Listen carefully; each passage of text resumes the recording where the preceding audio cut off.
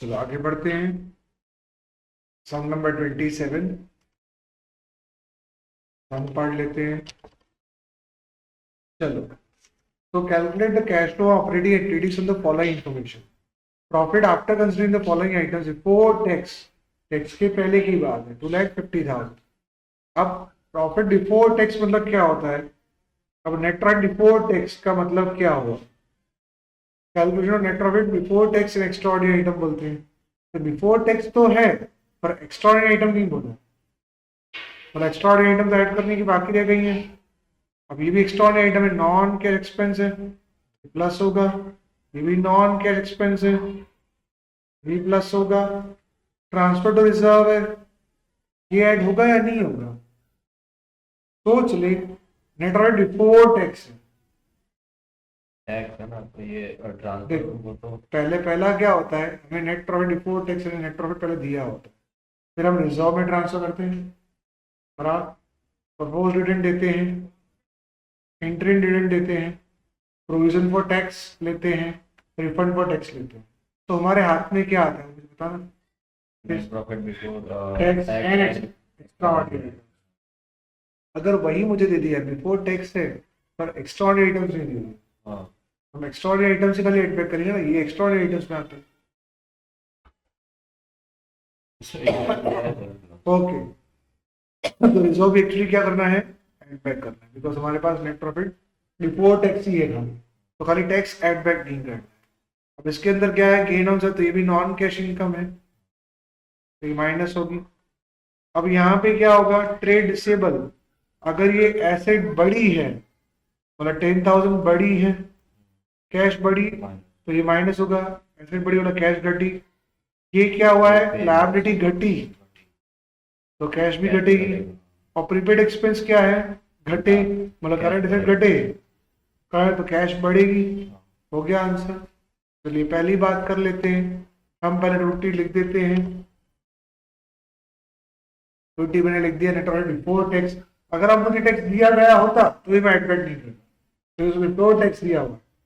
Next आ जाते हैं। अब सारे पॉइंट, डेप्रिसिएशन ये नॉन के एक्सपेंस है, अमोर्टाइजेशन ये नॉन के एक्सपेंस है, 1,00,000 और 50,000, तो ये नॉन के एक्सपेंस में कर डालेंगे डेप्रिसिएशन और गुडविल अमोर्टाइजेशन।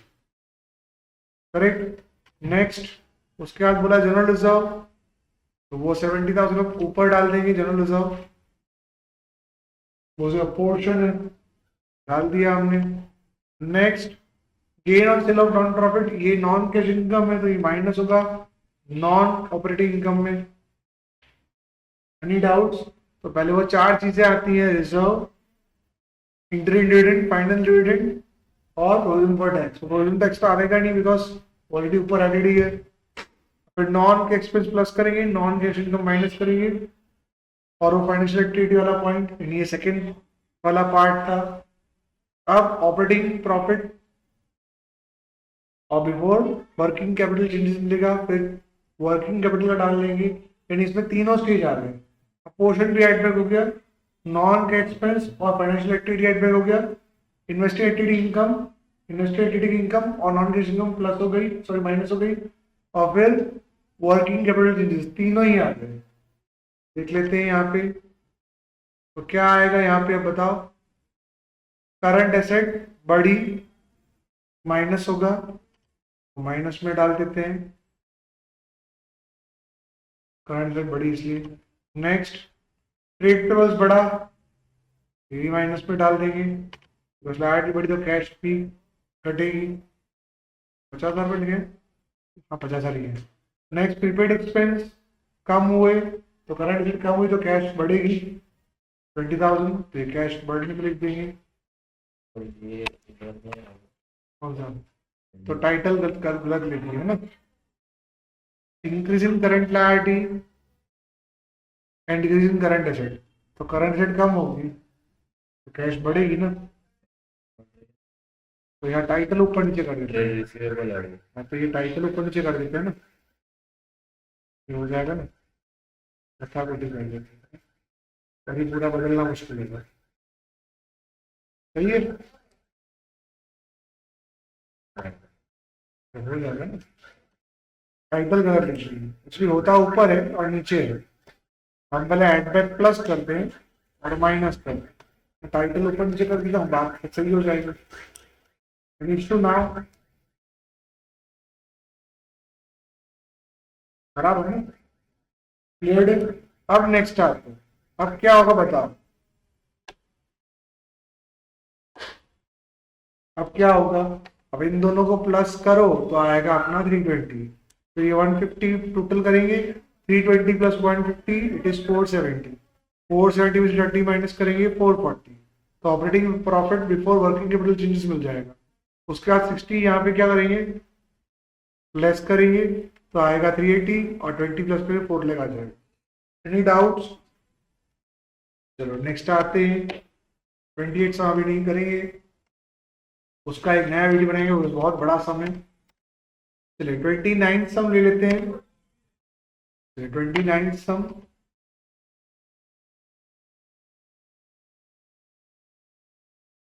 चलिए देख लेते हैं।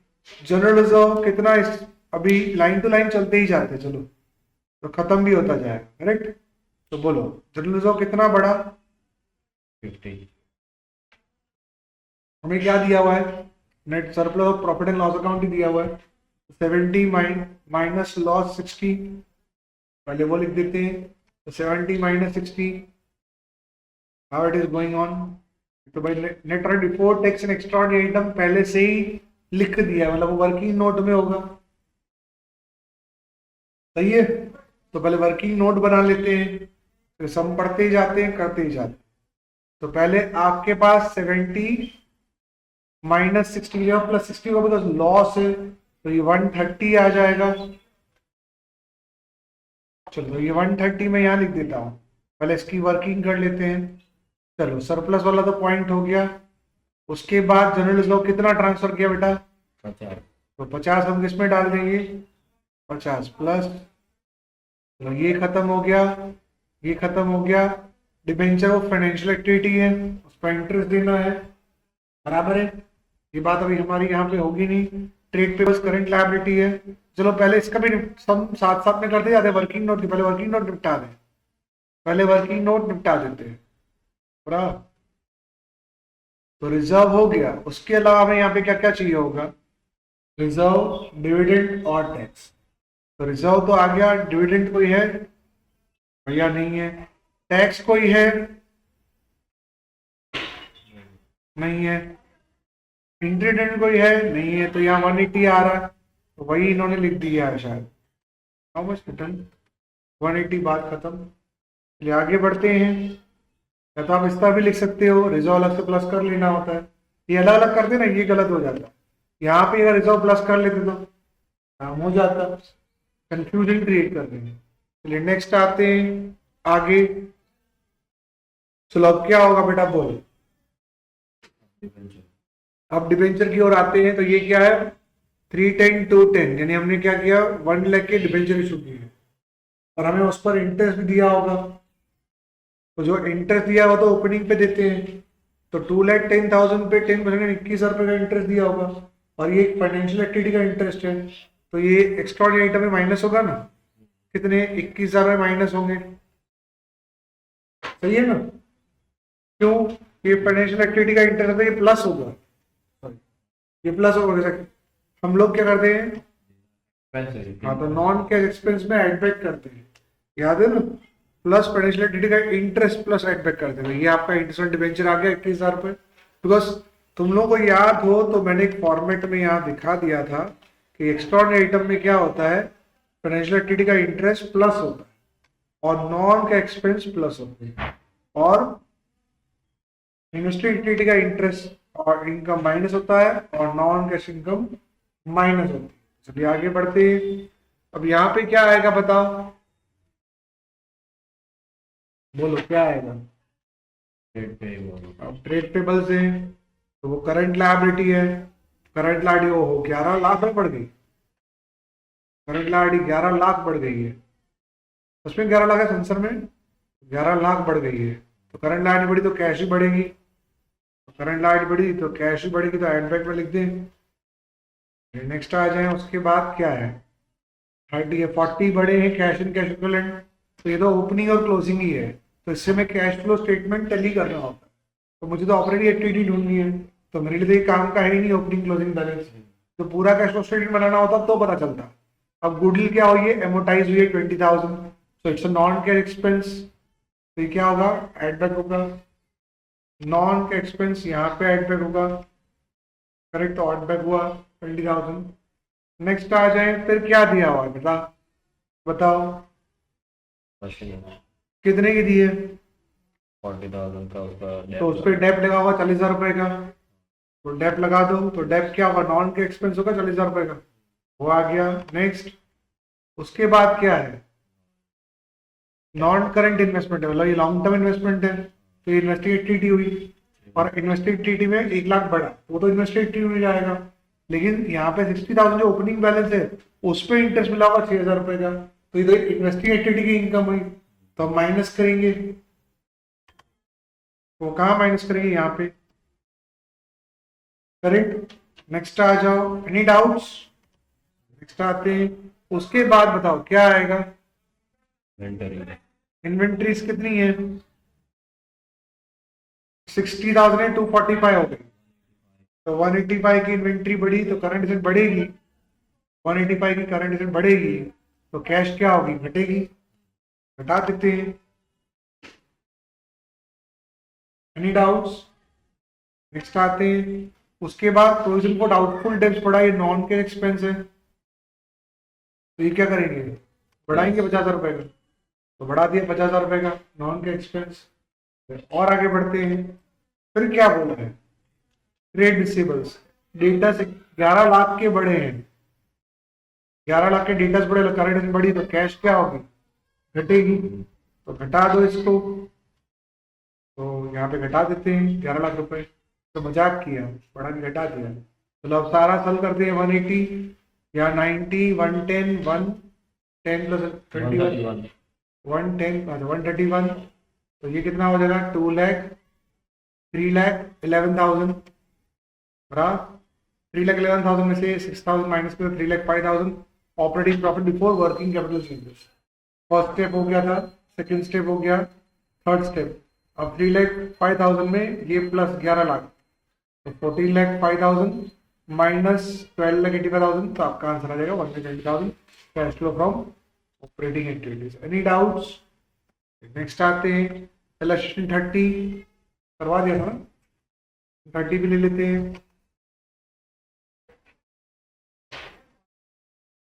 तो यहाँ पे क्या दिया हुआ है, from the following statement of profit and loss of Immuna Limited, revenue from operation कितना है, 10 लाख, उसमें से एक्सपेंस, ये भी एक्सपेंस, ये भी एक्सपेंस, ये भी एक्सपेंस है, तो यहाँ पे नॉन एक्सपेंस तो कुछ बोला नहीं है, तो आपकी प्रॉफिट बिफोर टैक्स ही दिया हुआ है, सीधा ही दे रखा है, हम क्या करेंगे, सीधा 150 लिख देंगे,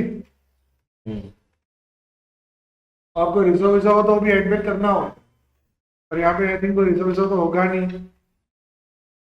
तो यहाँ पे रिजर्व भी नहीं है, इंटरेस्ट भी नहीं है, देखो reserve, interest, final dividend including for tax वो नहीं है, तो हम लोग इसमें से कुछ नहीं करेंगे, जो भी आइटम आई है वही नेट अर्निंग बिफोर टैक्स में एक्स्ट्राऑर्डिनरी आइटम हो चुकी है।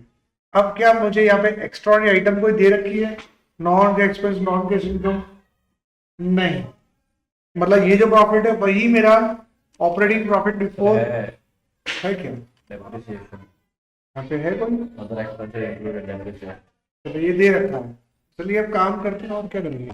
चलिए ट्रेड रिसीवेबल क्या हो रहा है, डिक्रीज हुआ, अगर ट्रेड रिसीवेबल डिक्रीज हुआ, अगर डेटा डिक्रीज हुआ तो कैश क्या होगी, बढ़ेगी, 30,000 में क्या करेंगे, बढ़ाएंगे, तो प्लस कर देते हैं, प्लस में डाल देते हैं, ओके। फिर क्या होगा, प्रीपेड एक्सपेंस इंक्रीज, तो एसेट बढ़ी तो कैश क्या होगी, घटेगी, तो डाल देते हैं माइनस में 5,000। नेक्स्ट, फिर क्या है, ट्रेड पेबल्स इंक्रीज कितना हुआ, 15,000, लायबिलिटी बढ़ी कैश ही बढ़ा, तो ये कहाँ जाएगा, प्लस, तो प्लस में डाल दे 15,000 ट्रेड पेबल्स। फिर नेक्स्ट करंट आएगा, उसके बाद outstanding expense increase by plus 3000, तो कितना आएगा? लायबिलिटी इंक्रीज हुई, करंट लायबिलिटी इंक्रीज, कैश भी इंक्रीज होगी, हम प्लस कर देंगे। चलो next, other expense included in depreciation, तो ये नॉन के एक्सपेंस है, ये भी प्लस होगा 25,000 प्लस हो गया नॉन के एक्सपेंस, तो ये हो जाएगा 175। तो operating profit before working capital changes हो गया, इनका टोटल करेंगे तो ये आएगा 48, 170 प्लस 48 223 आएगा, और 223 माइनस 5 218 आएगा cash flow from. Any doubts? तो नेक्स्ट आ जाए, 31 करा था, 31